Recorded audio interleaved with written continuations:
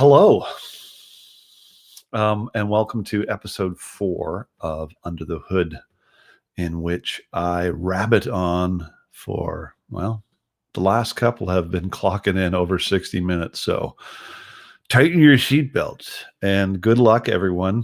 Nobody's going to get hurt.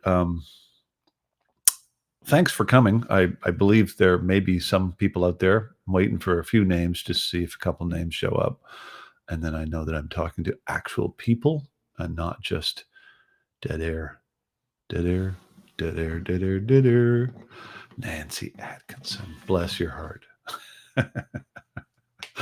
Thanks for coming, Nancy. So far, it's just you and me in this big empty club. Listen to how empty it is in here. And Willem is there too. It's getting more full. It's not quite as empty as it used to be. Hello. Hello. Today, I've decided to go after a tune that actually, it's come up in conversation a number of times. Both people wanted me to play it in the request show that I did. Stevie, how are you doing? And Andrew Burnett in Etobicoke. New shirt? No, it's not a new shirt, but I just don't wear it very often. Just been saving it for special occasion. It could be my Under the Hood shirt. It is sort of a variation on the polka dots, but it's more like, I don't know. Anyway, yeah, this tune has come up in conversation, and I just did a podcast interview, a lengthy podcast interview with a gentleman, Cody Westerman, out in Newfoundland, and he quoted one of the lyrics, and I thought, well, seems like everybody's pointing me in this direction. Hello, Deb in Ottawa, and Fran in Brantford, Patricia King, Meaford. Hello, Ontario. How y'all doing? I know. Time, it's like sourdough. It stretch, it shrink. Yeah, so the tune is So Many Miles, which, as normal, the link is there. You can go check it out, and you can follow the bouncing ball if you want. This song is an older tune. It's from 1996. It is in the drop D tuning, so I think this is one of the early drop D songs for me. I think I was starting to really get into this tuning back then. It's a long time ago. I don't really remember all the ins and outs, but I do remember that a lot of the imagery in this song comes from touring through England. And 96, I had just moved to Ontario. I was touring hard, and I was over in England quite a bit. I've been going over to England to tour for years, but it was really starting to heat up there. And so I was away from home a lot. I've become very comfortable with being solo guy on the road. I actually quite love it. And I don't miss things too much. And the advent of this machine has made a huge difference with staying in touch with home. Used to be, I remember very well, finding the phone box. You'd be staying at some bed and breakfast on the outskirts of London, and you'd find some phone box, and you'd load up with coins and go in there, and the time difference, everything was against you. And so whenever I went to England, I did feel very isolated, and clearly that's what this song is about, his isolation. So timely. Maybe that's why everybody's been talking about this tune. Yeah, there's a sense of isolation in it. Anyway, I'll play the song, and then we can get right down under the hood.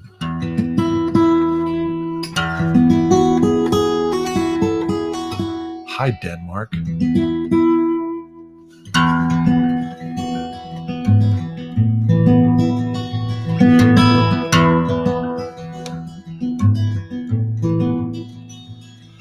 I'm always chasing after my restless, hungry mind.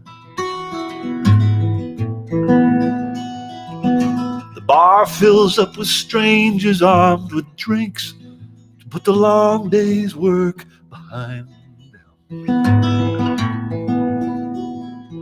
My solitary shell is something I thought I might grow out of with age. And this loneliness is getting old, and I'm so many miles away. So many miles away. So many miles.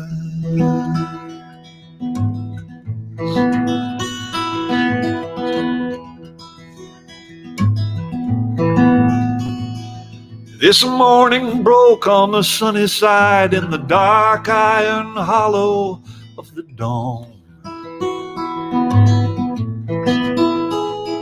And I wandered down for coffee through a haze of smoke and last night's songs. And picking up your letter, I read between the lines that lovers say.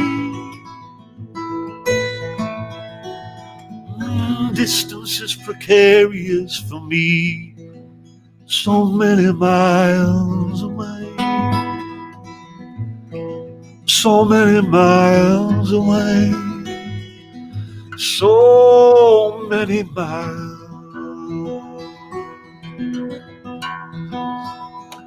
And there was something in a dream I left behind, a portent or a sign, a road I could have taken. Introspection can be a crutch. Sometimes I think too much. Cerebral isolation.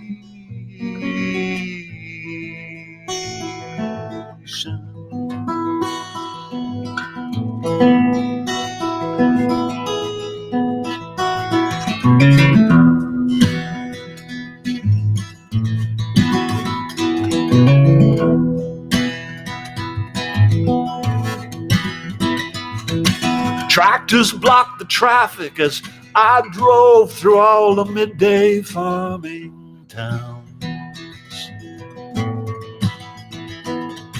Sunlight splintered off the cars and cut the threads of winter from the ground. Stopping on a high street, I phoned you from the back of a cafe,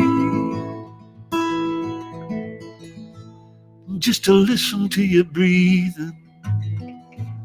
So many miles.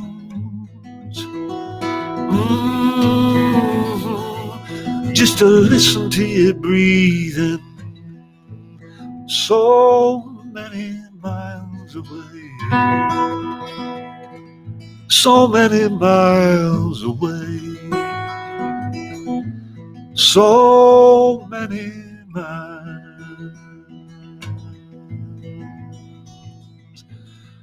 away.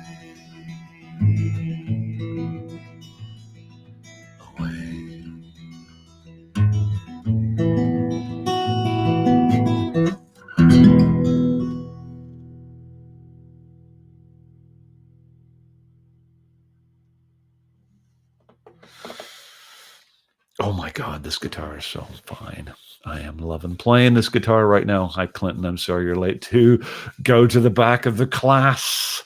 There you go, Clinton. Your favorite song. Excellent. Where to start with this one? Well, drop D. Okay. I've been going on and on about this. This is one of the early drop D songs, which I did, in fact, I think, learn from James Keelahan. Thank you, James. It's been something that I've lent on for so long. The lyrics. I'm always chasing after my restless, hungry mind. Do you remember that I was talking about? I brought water this time. Smart. I was talking in one of the earlier sessions, I think, about my brief foray with Tibetan Buddhism. And certainly the first two lines would would be much closer. Like I wrote this in 96. And so yeah, I was a couple of years out of the practice, but still really thinking about it, chasing after my restless, hungry mind. Hello, Tibetan Buddhism. Hungry ghosts are the things that plague you in Tibetan Buddhism. And they're hungry because they can never have enough. They can never have enough alcohol, never have enough sex, never have enough nicotine, whatever it is. And so they plague you. And so I was kind of playing off that in this. The bar fills up with strangers. I know which bar it was too. This was very much drawing from a gig that I used to play called the Bluebell in Saffron Walden, which is the loveliest, perhaps the loveliest name for a town ever.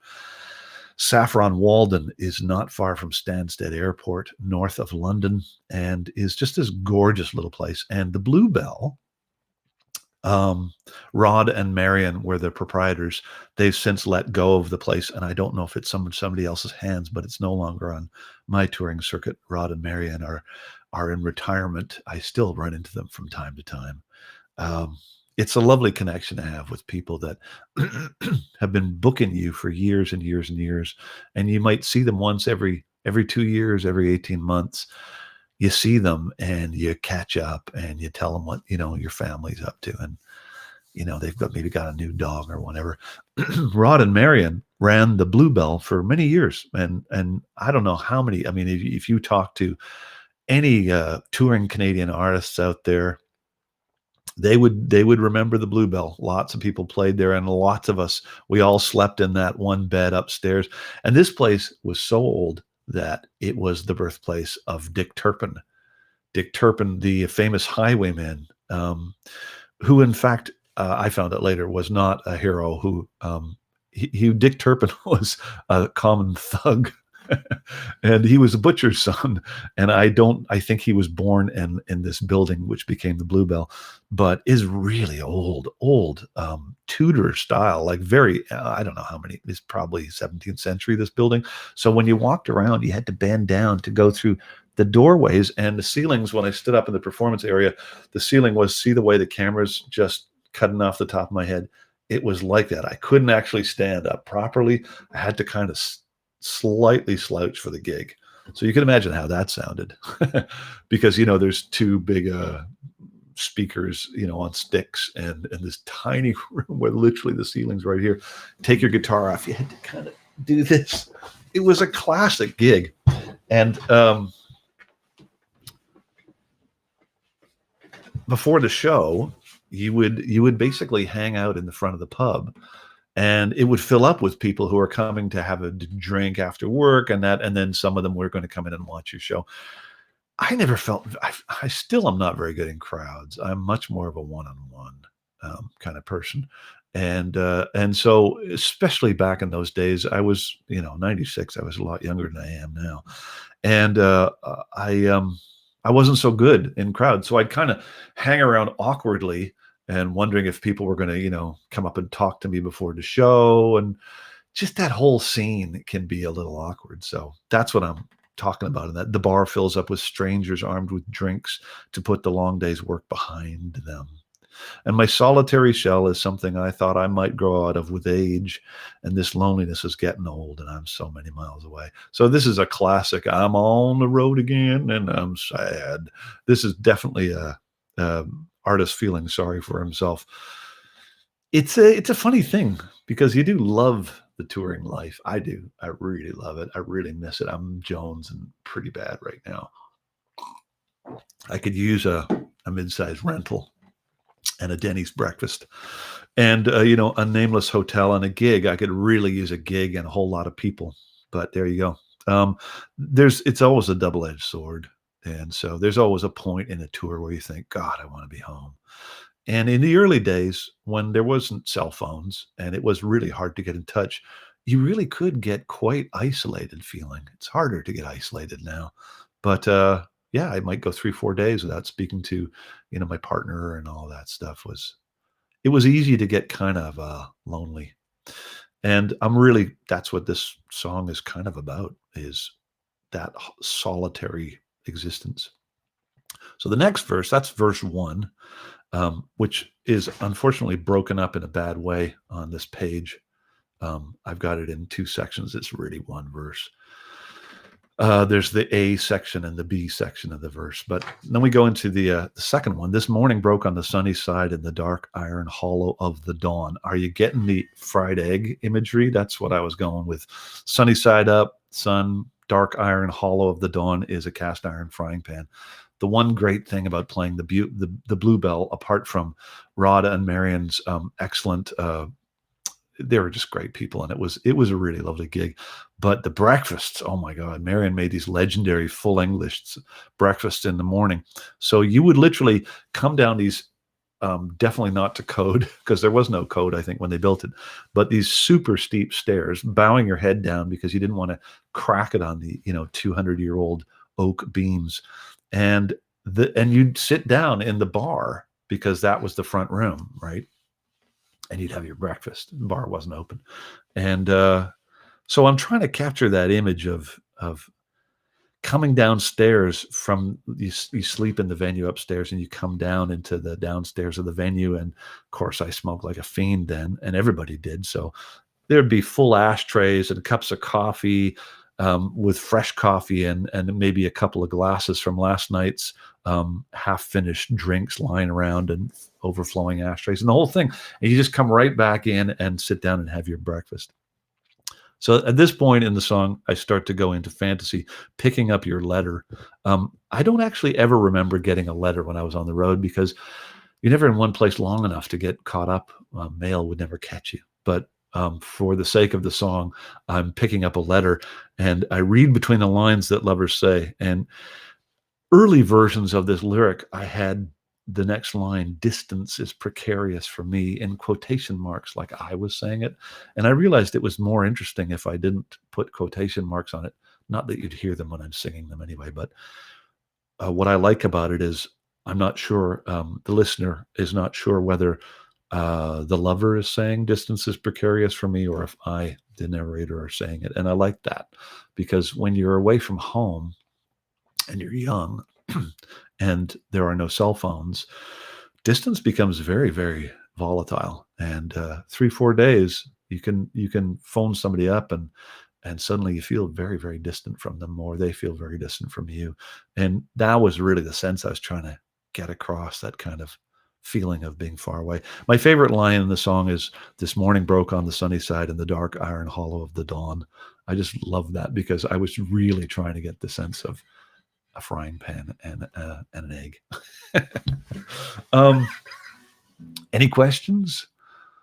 When I cover this, I go straight into "Nothing Ever Happens" by Delamitri. Wow. Cool. And what place is delicious? Oh, the Cannon. Oh, Susie Miller, you're killing me. The Cannon is the best. They've got these waffles with poached eggs and bacon, and then they drizzle maple syrup over the whole mess. It's very good. Hi, Susie. Oh, yeah. Okay, there's a question about finger picking. Yeah.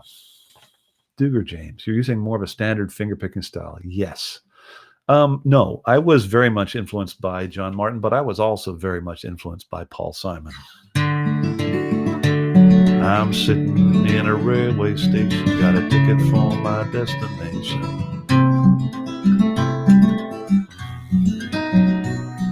On a tour of one night. That's the picking style.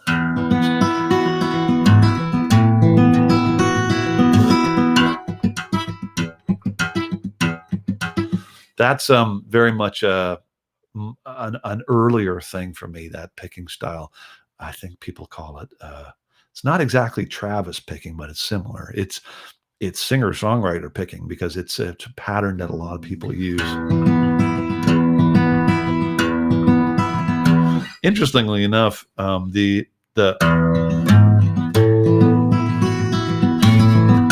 was walking around last night, because I do my my morning walk and my evening walk so that I don't lose my mind.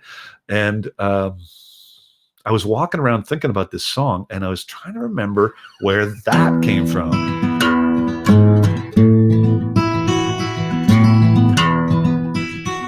And I remembered, and it's Now it's just gone right out of my head. Love with affection.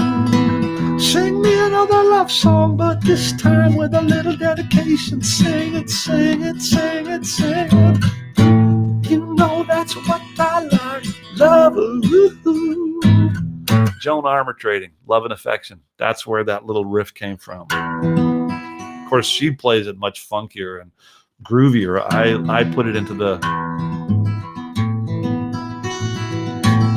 singer-songwriter style. So basically, I know we're capoed up, but if we weren't, we'd be in D, drop D, and G. So G, D, G. And the only thing I'm doing is I'm keeping the D shape down here, and I'm adding the...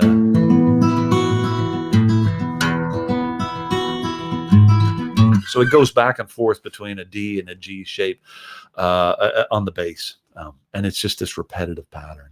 And that was... I'm trying to, again, I'm trying to get that sense of motion, which a lot of my tunes have, because I write a lot of songs about being on the road, because I am on the road a lot, or at least I was.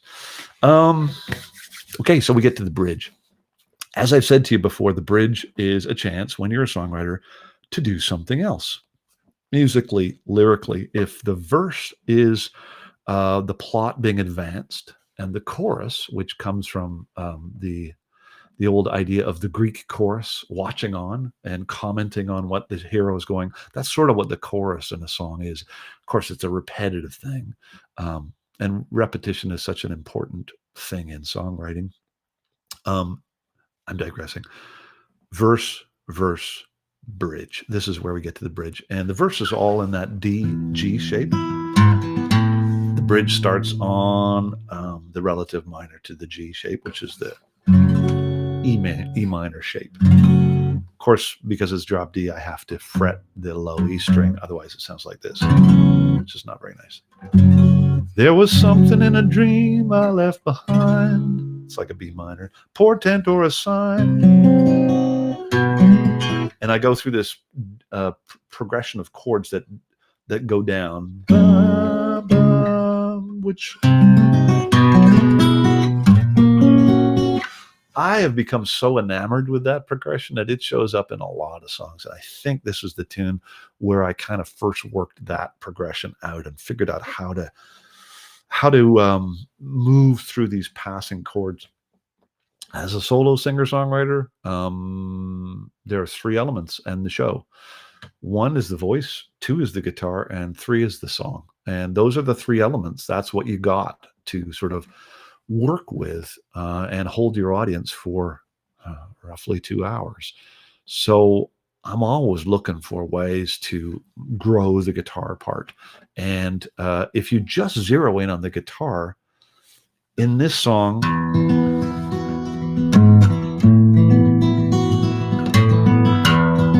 that bass line is really important. And I wanted to keep the sense of that bass line being important happening when I got to the bridge.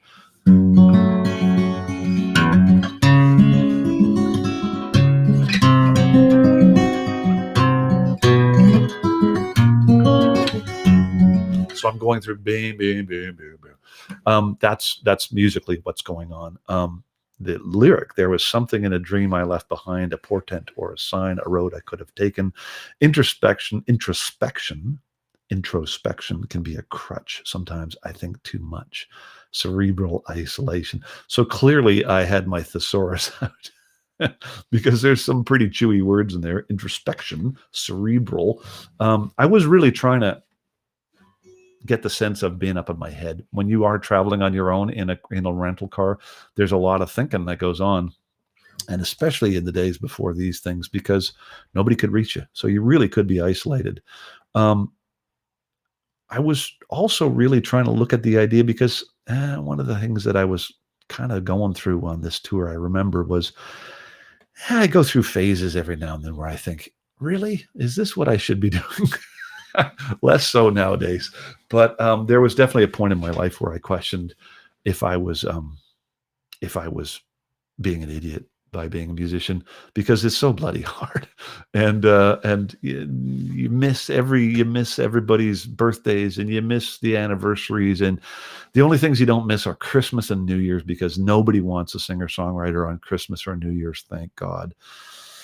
But anytime they offer you work, you say yes, and so you're away, and it does make things tough, and you do question from time to time, and that's what that bridge is about, is me going into this whole other realm of, instead of painting a picture of here and now, which I'm in the bar in the first verse, and I'm downstairs having breakfast in the second verse, and in the bridge I'm in my head and I'm thinking about, did I take the wrong turn? Did I take the wrong path? Should I be doing something else? Is this what I am supposed to be doing? Which is a good thing to do in a bridge, to go from the specific day to day and then go into your head or into the imaginary realm or the dream world or whatever. And of course, you'll notice that the verses are major and the bridge is minor, which is musically a different place to go. The other thing that's interesting to notice is the first verse is the bar fills up with strangers. I don't say that it's pre-show, but there's a sense to me they put the long day's work behind them. So that gives you a timeline. This is in the evening, late afternoon, evening, pre-show. And then suddenly we're in the morning in the next verse. So there's been a transition of time. And then, so for me, this song literally is a 24-hour, less than 24-hour period. It starts before the show. Then there's the show, which I don't even talk about. And then I go to sleep, which I don't talk about either. And then I get up and I have breakfast. And then, the whole thing about reading a letter from my lover, from my partner, and then wondering if I've made the right decision. And I'm sitting there with coffee going, oh my God, did I choose the right path, et cetera, et cetera. And then I get back on the road, and it's late morning now, and I have to drive to the next gig. Tractors blocked the traffic as I drove through all the midday farming towns. That is totally the experience of touring in England, especially once you get off the motorways, and you'd be driving along, and suddenly you're in this little town, place like Saffron Walden, and there'll be some tractor in front of you that's got a huge trailer behind it full of hay bales, and somebody's taking, or pigs or something, taking them to market, and you're caught behind them, and you just sort of have to dawdle along and look out the window. Sunlight splintered off the cars and cut the threads of winter from the ground.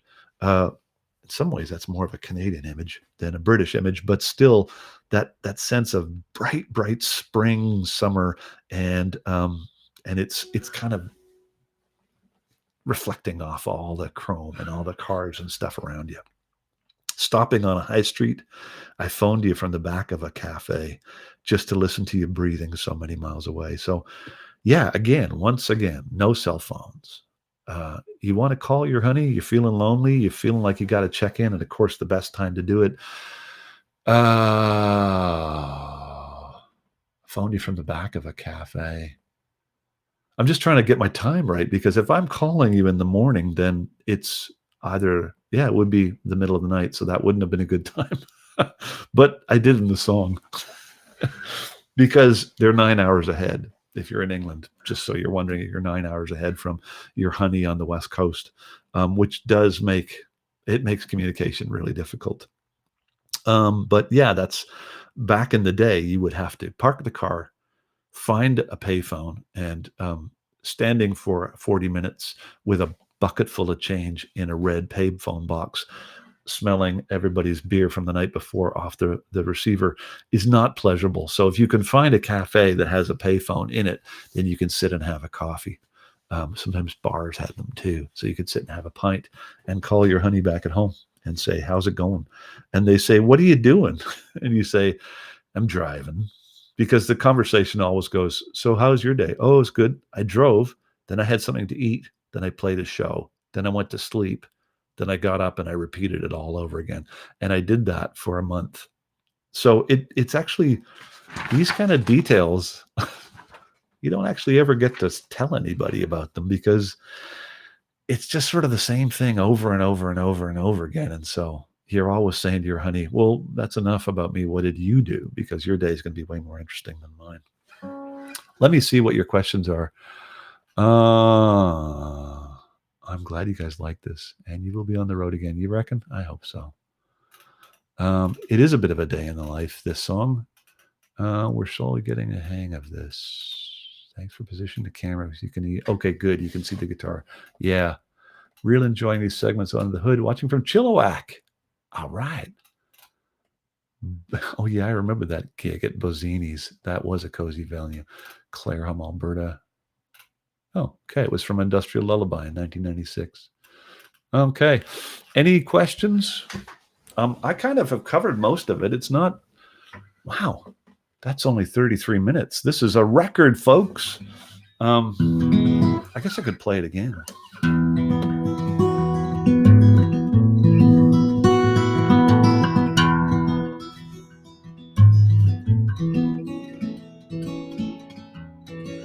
Reverb.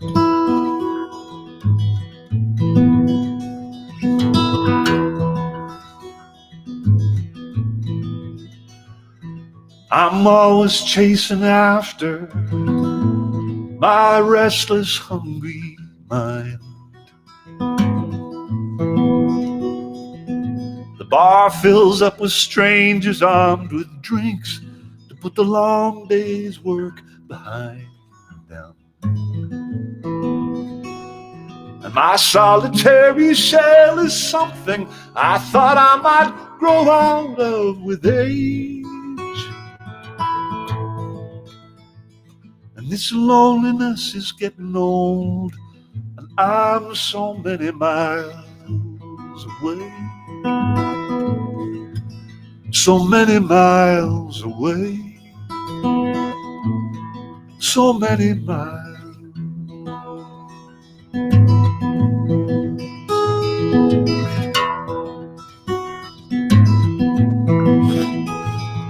This morning broke on the sunny side in the dark iron hollow of the dawn. I wandered down for coffee through the haze of smoke and last night's song.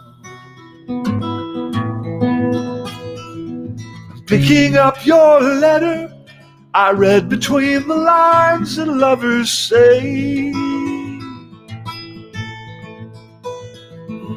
Distance is precarious for me. So many miles. So many miles. So many miles away. And there was something in a dream I left behind, a portent or a sign, a road I could have taken. Introspection can be a crutch. Sometimes I think too much, cerebral isolation.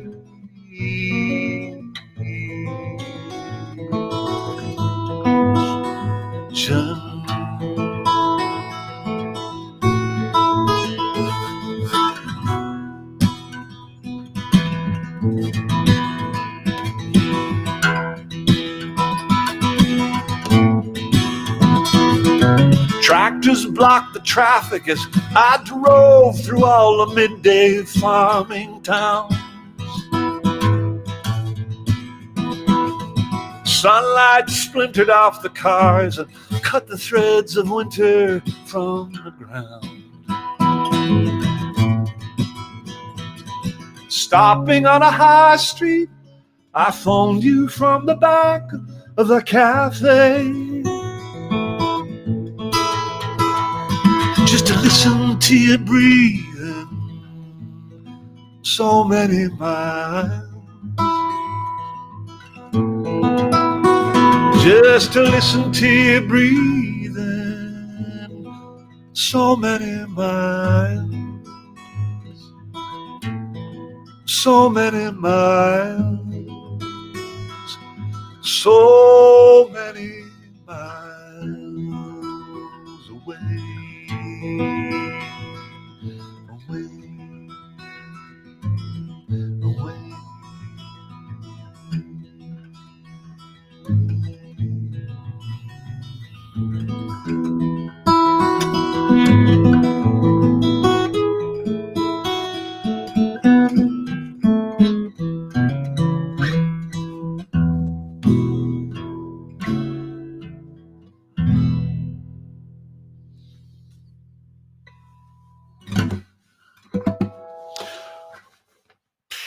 I don't think there's anything that I haven't told you about that tune. There's one thing that's kind of interesting. Paul Simon, I mentioned Paul Simon. So the Sometimes I Think Too Much, that's definitely a ripoff from his Maybe I Think Too Much. Maybe I Think Too Much, which when I was younger, I definitely thought too much. I was not listening to my Willie P. Bennett advice, which is take the music seriously, but do not take yourself too seriously. I was taking myself far too seriously, and I was thinking too much, and it's not good for you. Sometimes you just do it, and I spent a lot of time thinking about what I was doing and whether it was the right thing, and I didn't stop and smell the roses as much as I should have. And I realized later, it was much, much later, when I was still touring through England, and I suddenly went, my God, I've been coming to this country. Well, I think it's been 30 years now. I've been coming to that country since I had the old manser, basically. And I have friends here. I have a strong connection with this place, obviously with Ireland, Scotland, Wales, but just that sense of, whilst I was busy doing other things, life was passing me by. So these days I spend a little bit more time I pull over by the side of the road and I just look around and enjoy myself. And I'm much more comfortable in my skin, but I wasn't when I was writing this tune. I was a little more angsty. So, Joanne, internet went out. Joined just a few minutes ago. Greeting from Seattle. Huh. Have you taken voice lessons? Yes. Also, I'd have to be a stone.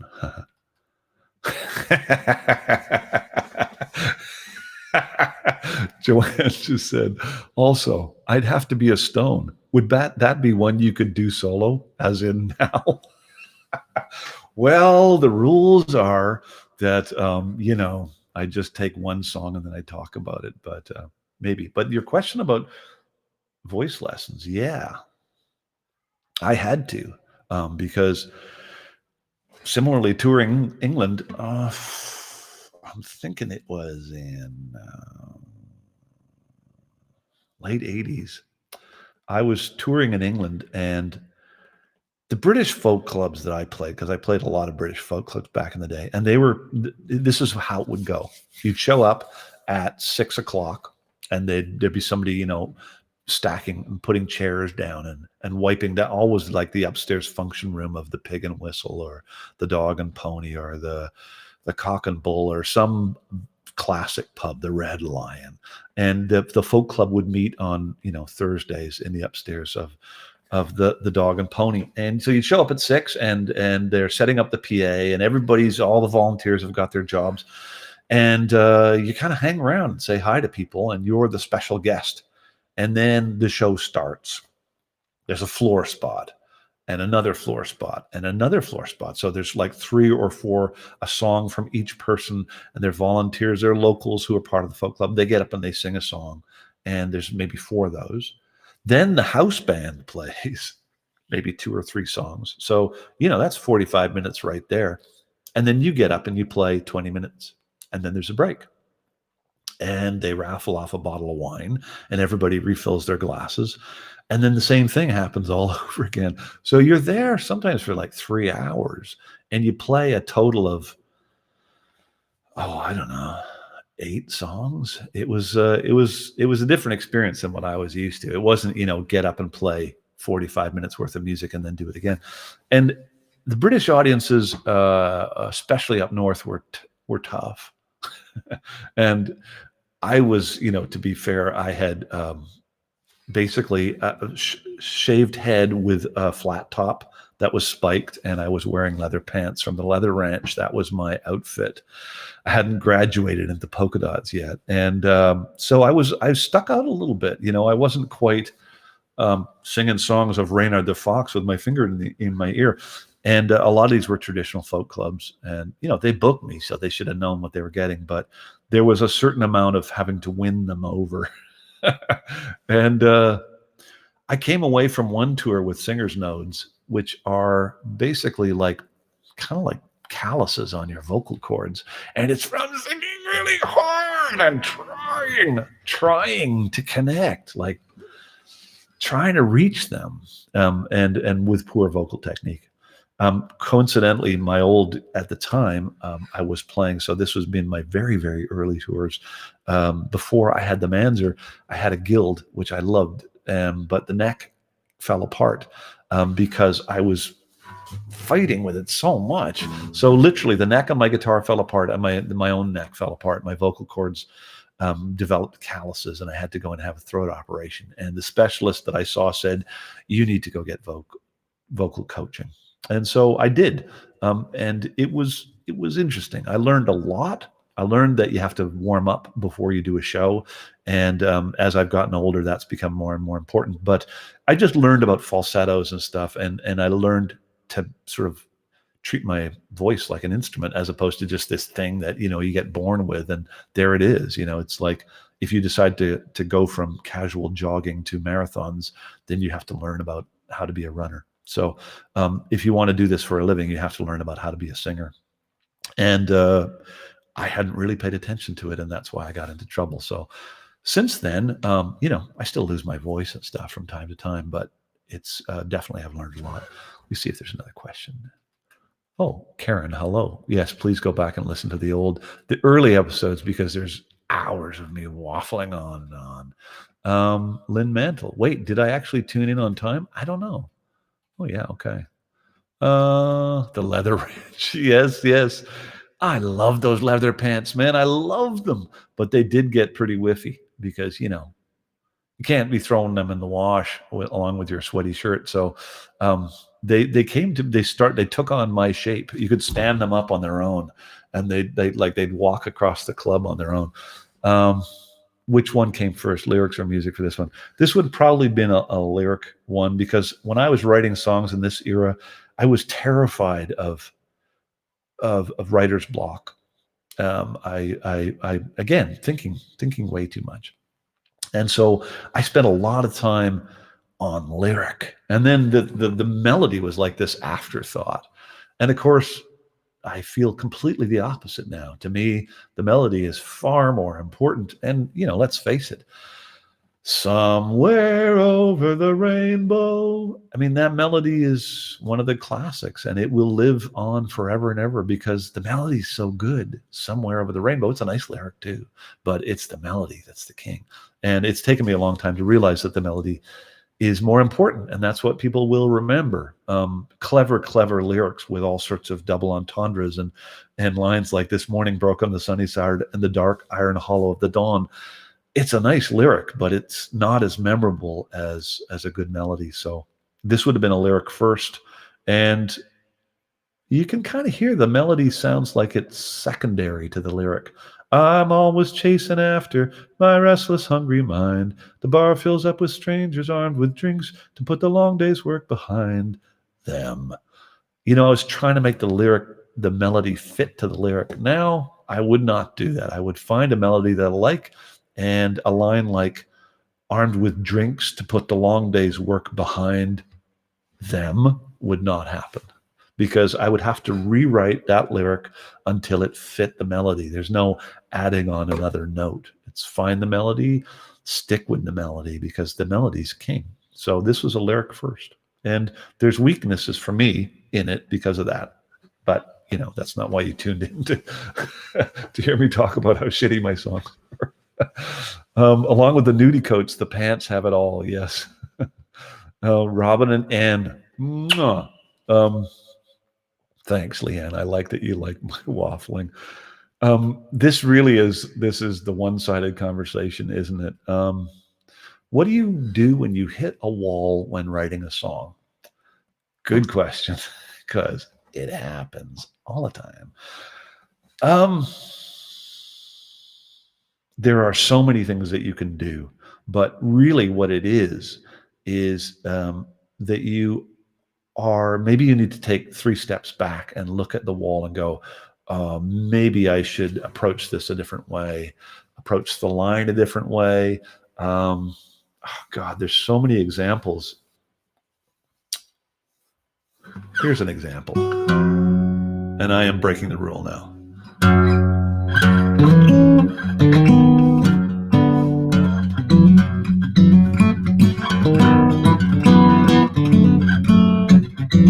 So this is a tune called Man of War, which some of you will know. And I'm going to play a little bit of it to illustrate what you do when you run into a wall. So the song goes, the war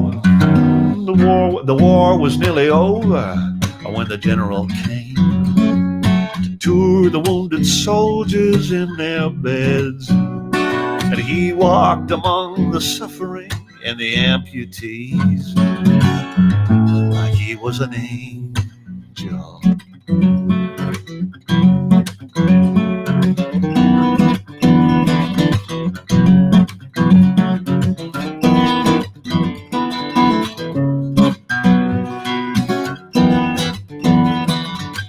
So that's the groove. The song started like this when I first started writing it. The war was nearly over when the general came to tour the wounded soldiers in their beds. And he walked among the suffering and the amputees like he was an angel or something like that. I can't even remember, but it was totally different. And I think I got through the first verse and I was stuck and I couldn't figure out where to go. The war was nearly over when the general came to tour the wounded soldiers in their beds. He walked among the suffering and the amputees like he was an angel. Where do I go next? So what I had to do is I beat my head against the wall with that one for so long. And finally I went, that's not the right melody. And it doesn't have enough. It's not a pretty song. It's not a ballad like that. It's got to have.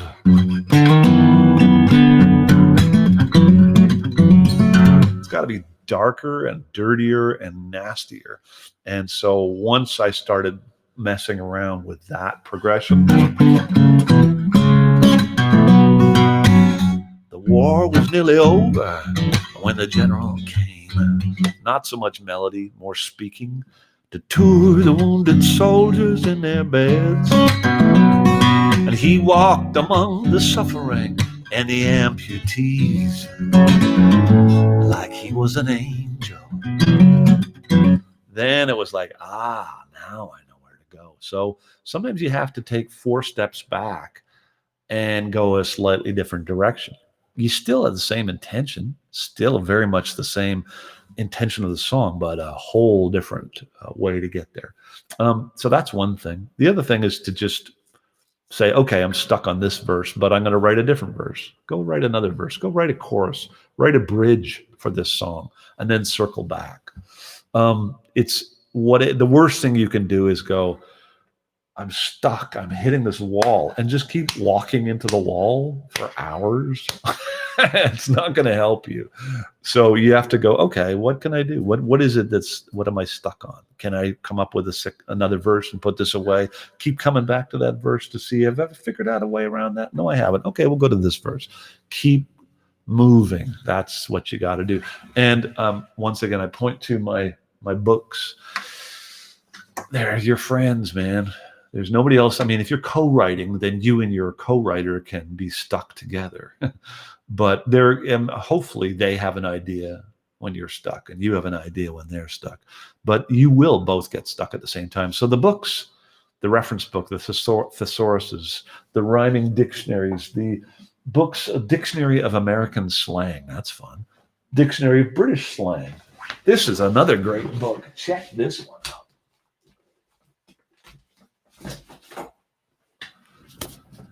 It's called An Exaltation of Larks. These are collections, collectives. A clutch of families, a distraction of fathers, a consternation of mothers, a persistence, a goring of butchers. That's great. A gobble of millers, a squat of daubers. These are just a dissimulation of birds, a deceit of lapwings, a cluster of house cats, a clutter of cats, a destruction of wildcats, a kindle of kittens, a clouder of cats. It's a book of, Tom Wilson stickers. It's a book of collectives that some of them are classics. Some of them are, like a pot of whales. There was an attitude of rappers that was in here. I thought that was funny. And some of them have just been made up, and there's illustrations. So when you get stuck, go play with words. That's what you're supposed to be doing anyway, is having fun. Fun with intention, fun with a definite goal in mind, but it should be fun.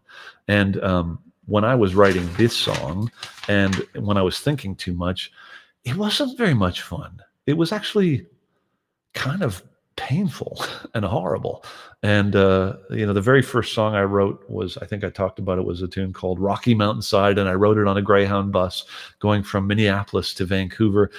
And it was the hardest thing I've ever done, because up until then I had been playing, all the songs by all the great writers that I love so much. Bob Dylan, Joni Mitchell, Joan Armatrading, yada, yada, yada, yada. And filling my 45 on, 15 off sets at the malt shop when I wasn't washing dishes with these songs that I learned for that purpose. And then suddenly I'm going to go write my own song, and I'm going to compare it to all those great songs, and it's going to suck. So it's not an easy thing to do the first time. Unfortunately, my internal critic is a bit of a harsh fucker, and I have to really, I have to always cut myself a lot of slack, and I also want to make sure I have a lot of fun. That's the point. And as soon as you start having fun, then honestly, it's better than sex. It's better than anything. Better than chocolate. Writing a song and getting a song by like when you got it and you're hauling it in there, it's the most exquisite feeling. The collective noun for singer-songwriters, uh, a pain in the arse of singer-songwriters, an exaltation of larks. Yes, that is the book, and it's a good one. James Lipton. Okay, I'm glad somebody saw that. A Murder of Crows. Yep. That showed up. So here's a good thing to talk about: cliches. Because A Murder of Crows, the first time you come across that, A Murder of Crows, holy shit, what a great image that is. And then you think, man, I'm putting that in a song. And you put it in a song. And then you realize that it's been used a lot, because it is such a great image. And so that's when you go, okay, I can't use A Murder of Crows because it's been done before. And so you go get yourself a book like that, and you start flipping through. And it may not be a Murder of Crows. It may not be an Exaltation of Larks. It may be something else, but it will lead you down a different road. And that's what you need to be doing when you're stuck, is you need to be curious and light. You got to take it light, and you got to be curious. And in fact, I would say that if you're going to be a songwriter, those are the two things that you've got to hone to the nth degree, is your sense of curiosity and your ability to tread lightly. Because once it gets heavy, it's really hard. You get stuck in the mud. A muddling of cliches. Yeah. A streaming of fans. Very good. See, we could go on with this for a long time. Word games are fun. I know a lot of songwriters that do crosswords because they're fun. I have another friend. Yes, I will. Thanks, Jennifer. I have a friend who's in England who is a great one for wordplay. So it's the game that he plays is you find a name, and so Mr. and Mrs. Who's Army and their son Ewan. And so Ewan's name is Ewan Who's Army, right? So that's the game. So you come up with names. So Joaquin would be a good one. Mr. and Mrs. A Mile in My Shoes and their son Joaquin, walking a mile in my shoes. Stupid stuff, but word games are really fun, and they make you think. And apparently they're really good for your brain too as we get old. So writing songs is a very, very good pastime for elderly brains. So my suggestions to you are to go, and if you want to write songs and you're here because you're interested in that, pick up Big Magic and start reading it right away, because it's full of great wisdom. And make sure that you, when the bookstores do open up again, and they will be having huge sales, because they'll be trying to drum up business. go to the reference sections and go looking for slang thesauruses and dictionaries and the Oxford Book of Euphemisms. Just play with words. That's the game. Okay. Thank you for listening to this. I'm going to tell you that the next time I will be appearing in front of this microphone and this camera with this guitar and my old one is May 3rd. And this will be part of the NAC's Canada Performs series, which will be, you can watch it here at this YouTube channel. But it's going to be me and Linda Manzer, who made this guitar, the legendary builder Linda Manzer, and our friend Tom Allen is going to host and is going to make sure that we stay within, we paint within the lines as much as possible. And he's just going to keep the story moving along. But basically, it's Linda and I talking about this guitar and the old guitar and how we met and how she came to make that first guitar, which is now 31 years old, and how she came to make this guitar. And the third guitar, which neither of us has anymore, which was given to me. I was given a Manzer, and that I won't tell you anymore because that's the story. And of course, I'll play some tunes.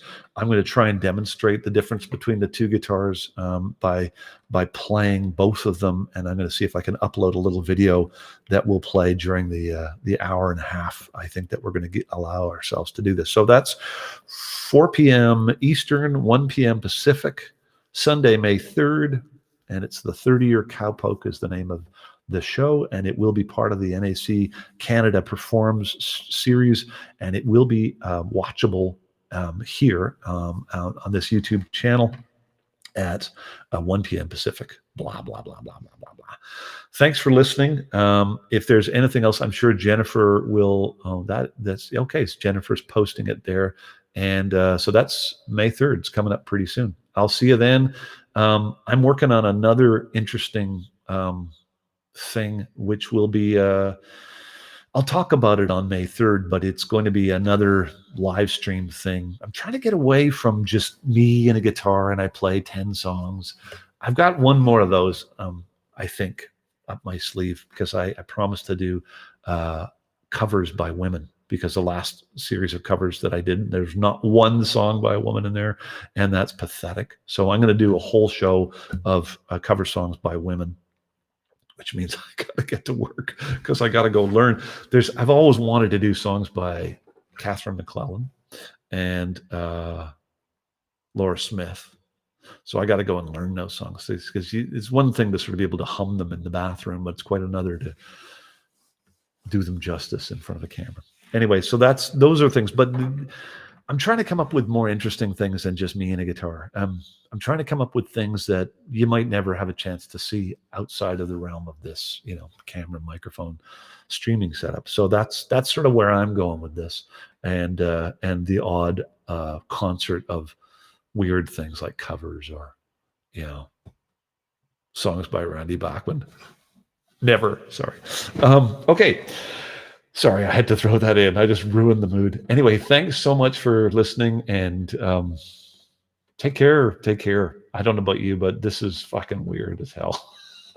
The fact that I get to do this, saving my ass. Thanks for listening. I really do appreciate you coming and hanging out with me for, what has it been? An hour. See ya.